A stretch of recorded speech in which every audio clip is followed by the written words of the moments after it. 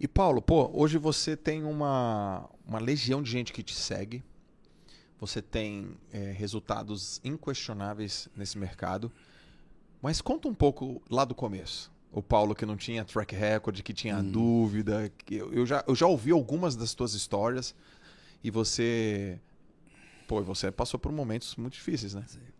Como é que foi o teu começo?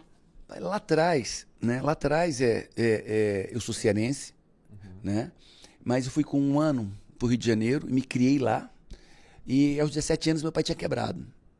Quebrado, mas quebrado, como o Chico diz no Ceará, quebrou que apartou, né? Quebrou que separou. E, e aí, 17 anos, pai quebrado, fazer vestibular, faculdade, e aí aí fui morar em Fortaleza, voltei para Fortaleza, né? Minha mãe era de Fortaleza, tinha familiares em Fortaleza.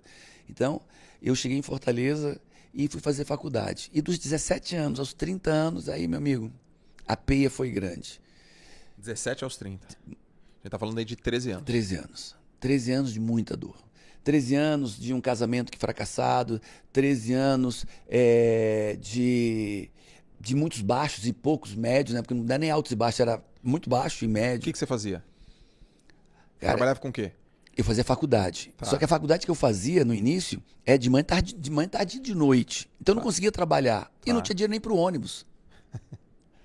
Não tinha dinheiro para me alimentar. Na época, se fazia cópia dos livros, né? Era institucionalizado a pirataria.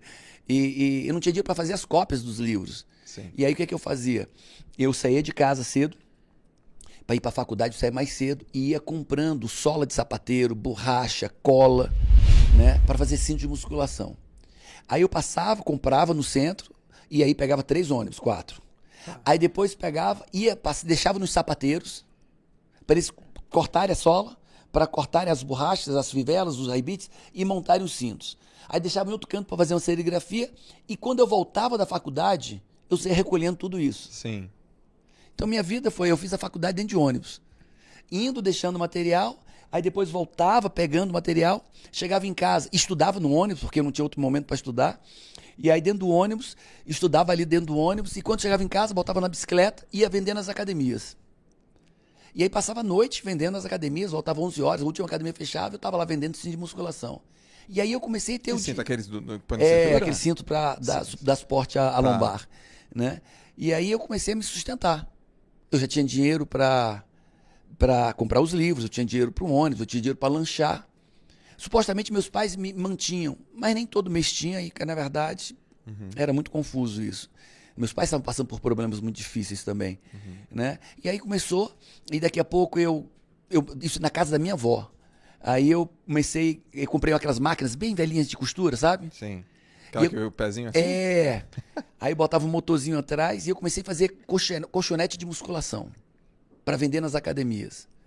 E aí daqui a pouco agora eu botava os cintos, né? E botava 2, 3 colchonetes. E meu quarto já era uma oficinazinha que eu fazia ali de madrugada, ia fazendo. E assim eu passei anos, né?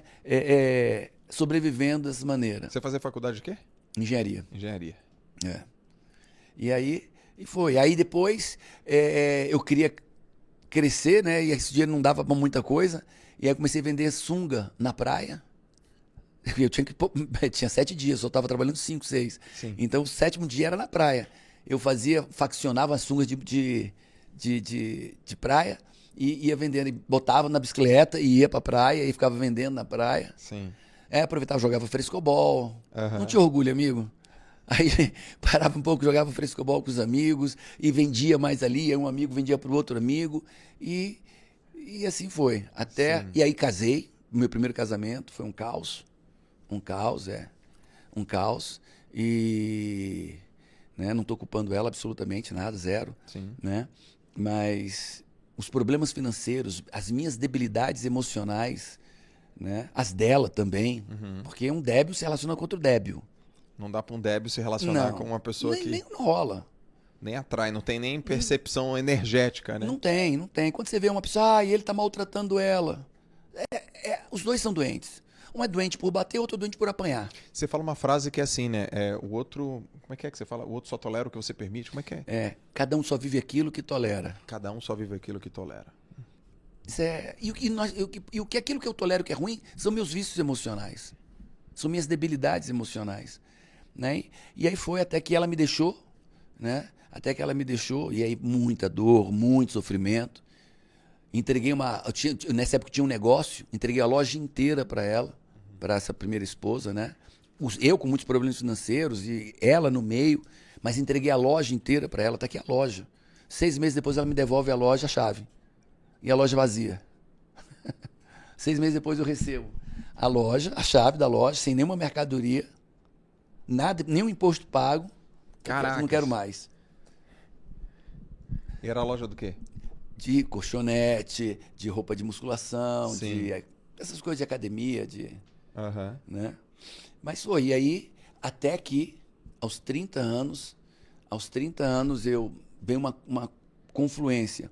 Eu sofri um acidente de carro, um poste caiu em cima do carro que que estava de passageiro, né? Mas, assim, antes disso, muitas pessoas já sabem, eu cheguei a um ponto de casado, abrir a porta e ter arroz e ketchup. Arroz e ketchup na geladeira. Né? Época de chuva, a casa que a gente morava era alugada e subia, era um alagadiço atrás, e aí a água subia e eu tinha que quebrar o muro embaixo para a água passar, para o muro não estourar e levar tudo. Aí fazia, aí a casa virava uma ilha, entrava por trás, saía pela frente. Então, meu cachorro, eu tive um pastor alemão, Eros, eu tive que dar o cachorro porque eu não tinha dinheiro para comprar ração para ele. Caraca. Eu comprava ração a granel, você nem... ração a granel, não é a Royal Canin, não, era granel, aquele sacão. E eu comprava ração a granel, pesava ali 1 quilo, 2 era o que eu conseguia comprar, e o cachorro não comia. E o cachorro adoecendo. Chegou uma hora que eu disse, cara, um sábado de manhã acordei, o cachorro tentando comer um sapo. Esse cara chega. Que eu fique na merda, tudo bem. Agora, botar meu cachorro na merda, ele não merece isso. E aí tinha uma casa bonita, que eu tinha visto uns cachorros, assim, uns 4 quarteirões onde eu morava. Aí peguei ele, levei lá na casa, bati na porta, era um cachorro lindo, pastor alemão, e disse, olha, quero dar esse cachorro para vocês. Eu não quero comprar, não estou comprando. Eu não podia vender o que eu mais amo. Não tinha como até que eu precisava do dinheiro, mas não podia vender o que eu tanto amava. Eu disse, eu quero dar para vocês. Por quê? Porque você tem cachorros aí, ele vê que eles são bem tratados, são felizes e tal. Aí a pessoa olhou. Você tem um pedigree deles? Tem. Pedigree e tal. Mas por que mesmo? Mas por isso. Porque eu não tenho dinheiro para comprar ração para ele. Eles olharam e tal. Aí disse, cara, eu tô pedindo, por favor, fica com o meu cachorro. Por favor. Aí eles ficaram, um casal. E é bem duro isso, viu, amigo? É bem duro. E aí levaram o cachorro. E quando eu vou, e o cachorro parado ali olhando para mim, ele era muito inteligente. Ele era mais inteligente que muita gente que eu conheço, viu? E ele esperando que eu voltasse, né? E quando eu olho para trás, tá... Cara, aí eu caminhei mais e começo... Vamos! Vamos! Na terceira vez que eu olho, ele tá em pé na grade, chorando. Chorando. Gemendo. Aí eu disse, porra, eu volto e deixo esse cachorro na miséria junto comigo ou liberto ele? Aí disse, cara, eu amo demais ele pra deixar ele preso. Pra deixar ele faminto, né? Mal alimentado, sem veterinário, sem remédio. E aí foi um dos grandes pontos de mutação da minha vida, né? Logo depois eu sofri um acidente de carro. Sofri um acidente e disse, cara, eu não quero mais viver isso na minha vida. Aí sofri um acidente de carro, o poste caiu no meio, né? Foi, acho que a maior bênção da minha vida. Eu estava de carona com 2 meninas, de manhãzinha cedo, e ninguém morreu, graças a Deus, mas o carro ficou completamente dividido. É a mãe dele ali, ó. Foi a mãe dele, uma das pessoas. Caramba. Ela estava no banco de trás e ficamos presos, né? Era tipo 6h30, 7 horas da manhã. Como o poste encostou no chão, era aqueles postes grandes de avenida, e rompeu os dutos de combustível e começou a vazar combustível, vazar água, o cheiro subindo, a gente preso dentro do carro. Né? Motorista preso, assim que o poste caiu, assim, entre as pernas dela. Né? E aí foi aquela história, assim, ninguém vinha, o fio chicoteando, então com alta tensão, ninguém chegava perto por causa dos fios, o combustível vazando, o cheiro sufocando a gente dentro do carro. E, cara, tem que sair. Tenho que sair daqui.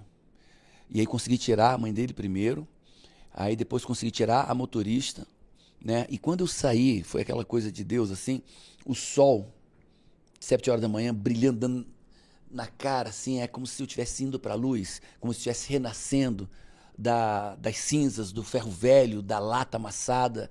Aquilo foi meio que um renascimento para mim. Quando eu saí do carro vivo, né, trouxe as duas junto comigo, eu pulava. Os caras, ninguém entendia. Esse que é maluco, tava pulando. Cara, eu tô vivo. E aí veio algo espiritual dentro de mim, assim, Deus tem algo para mim. Deus tem algo para mim. Porque era para ter caído meio que entre a motorista e mim, e eu consegui baixar ela e me abaixar na hora. Né? Eu percebi que o poste ia cair, e eu gritava, e eu pulava, e eu vibrava. Deus tem algo para mim. Essa não é a minha vida, essa merda aqui não é a minha vida. Se eu vivi é porque tem algo para mim. E eu me agarrei nisso. E dali, cara, aí encontrei um livro do Roberto Ginerschick com uma metáfora grega de Sísifo. E aí, nessa metáfora, eu entendi que eu era meu sabotador. Eu buscava sempre culpar alguém, eu tenho que culpar alguém. Alguém sempre tinha um vilão na minha vida. Eu nunca errava, os outros erravam. Sim. Se eu estava com um problema financeiro, eram os outros. Se eu estava com um problema conjugal, eram os outros. Se eu estava com um problema profissional, tudo eram os outros. A do Sífiso é da pedra? É. Que levanta pra cima do monte e ela sempre rola. É. E o cara era enrolado na história. Né? A parábola de Sísifo, né? A parábola grega. E, cara, eu disse, sou eu. O problema da minha vida sou eu. E aí eu disse, cara, então tá fácil. Se eu sou o problema, é só me resolver. É só ajeitar quem eu sou, só ajeitar minhas demandas. E daquele acidente de carro, de dar o meu cachorro, e dessa metáfora que eu li, e foi interessante que eu cheguei na livraria e o cara não queria que eu lesse, né? E eu não tinha dinheiro para comprar o livro. E aí eu comecei a cara, hoje você senta ali. Sim. Né? Não tinha isso. Ou você compra, ou você lê, ou você paga e tal, não dá para... E eu saí 3 vezes da livraria para continuar lendo. Né? E, cara, mas eu saí deles, cara, eu tenho que mudar. Eu tenho que mudar. O problema está em mim. Então, se está em mim, tá fácil. Se está em mim, tá fácil. E aí, eu passei, quase enlouqueci. Aí ele foi em abril até novembro. Eu sabia que eu era o problema, eu sabia que eu tinha que mudar, eu sabia que Deus tinha algo para mim, mas eu não sabia o que eu tinha que fazer para mudar, não tinha ferramentas. E aí foi a minha busca atrás de ferramentas. Aí minha busca de enlouquecido. Qual é a ferramenta? Eu sei que eu tenho que mudar, qual é a ferramenta? Sim. E quase enlouqueci, porque eu precisava de uma ferramenta, eu não sabia que ferramenta era essa. E até que eu comecei a entender sobre inteligência emocional e sobre coaching. Quando nem existia coaching, né? O coaching bem raiz americano. E aí, um ano depois, eu já tinha a Camila, era minha noiva, eu tinha um apartamento quitado, carro, 2 carros, 12 meses de morar com a avó e não ter o que comer. Eu tinha um apartamento quitado, 2 carros, um carro de rally. Eu tinha outra vida. Quando eu entendi que eu era o meu problema, quando eu parei de culpar os outros, quando eu parei de reclamar da vida, quando eu parei de achar culpados e criticar e reclamar e me vitimizar, amigo, a mudança foi poderosa e imediata. Você acredita que nessa fase que as coisas estavam dando erradas, pra você ser um homem orgulhoso também? Total. Só que disfarçado, as pessoas não percebem que são orgulhosas. O meu orgulho se manifestava e eu não pedia ajuda para ninguém. Eu não pedi ajuda pra ninguém. Porque a pessoa confunde, né? Ser orgulhosa com ser forte, né? É. Não vou pedir ajuda, eu sou forte e tal. Mas ser forte é orgulhoso. Uhum. Quem é forte nesse mundo? Quem é forte Boa. nesse mundo? Né? E dessa minha fortaleza, por isso que eu apanhei, porque eu era tão forte, orgulhoso, Sim. que eu sofri por 13 anos. Eu podia ter sofrido 1 ano e pedir ajuda. Sim. E me humilhar, dizer, eu preciso de ajuda, tá tudo ruim, eu não sei fazer nada, tal, vou estudar mais, eu vou buscar um conselheiro, um mentor, um curso, vou seguir o Joel J aqui para o cara me botar no rumo de uma disciplina que eu não tenho, de foco que eu não tenho. Não, eu continuava só lutando. E olha, lutei, viu, amigo? 7 dias por semana, 31 dias por mês e minha vida não saía do lugar. Então, teu ponto de virada, você acredita que foi quando você olhou pra dentro, não posso mais me vitimizar? Eu não tenho de que reclamar. Se eu não tenho mais de que reclamar, só quem tem que mudar sou eu. Deixa eu arrumar aqui dentro. Então deixa eu arrumar aqui dentro. E até hoje eu tô nessa busca de arrumar aqui dentro. Ah, que legal isso. Até hoje eu tô nessa busca. O que é que eu preciso melhorar em mim? Qual é o orgulho que eu preciso moer? Eu falo de moer o orgulho. Sim. Amigo, eu nunca vi ninguém fracassar que não fosse por orgulho. Nunca. Eu nunca vi ninguém patinar na vida que não fosse por orgulho. Eu nunca vi um homem, uma mulher cair que não fosse por orgulho. Me traga qualquer pessoa que está passando por problemas. Eu preciso de 2 minutos, eu provo que é só orgulho. Me traga qualquer pessoa que caiu, eu provo que é orgulho. Dá uns exemplos, assim, de orgulho e a pessoa confunde, por exemplo, com... Sei lá, dá um exemplo no mundo dos negócios. Sei lá, um cara que quebrou uma empresa. Aí chega lá, método CIS. Aí eu chego para a pessoa, assim, quem é orgulhoso aqui? Ninguém levanta a mão. 5%. Tá. Assim. Ok. Olha para tu, quem é empresário? Levanta a mão. Agora fica com a mão levantada e tal. Ok. Você tem... Aí eu pego um aqui, deixa eu falar com você aqui. Cara, você tem consultoria financeira? Aí, não. Eu sei por que você não tem uma consultoria financeira. Peguei. Aí, sabe? Sei. Porque você tem um DRE da tua empresa perfeito, você tem o EBITDA, você tem um fluxo de caixa bem estruturado, você tem todos os números na palma da tua mão toda hora, por isso você não tem uma consultoria financeira. Porque você seria um idiota se você não tivesse teu fluxo de caixa, teu EBITDA, teu DRE, teus números, e ainda não procurar essa ajuda. Como você não é idiota, você não tem uma consultoria porque já tem tudo isso, não é verdade? Não. Peraí, você não tem consultoria financeira? Não. E você não tem DRE, fluxo de caixa estruturado para 1, 2, 6 meses? Você não tem orçamento, uma gestão por orçamentária? Não. Meu amigo, o que tu é? Orgulhoso, cara. Prepotente, orgulhoso. Porque se você não fosse orgulhoso e prepotente, você ia contratar alguém para te ajudar. Como é que você toca uma empresa cego, sem saber o futuro dela, para onde ela está indo? Você não faz, você faz porque você é orgulhoso, prepotente, você acha que sem as ferramentas mínimas necessárias você vai dar conta. Boa.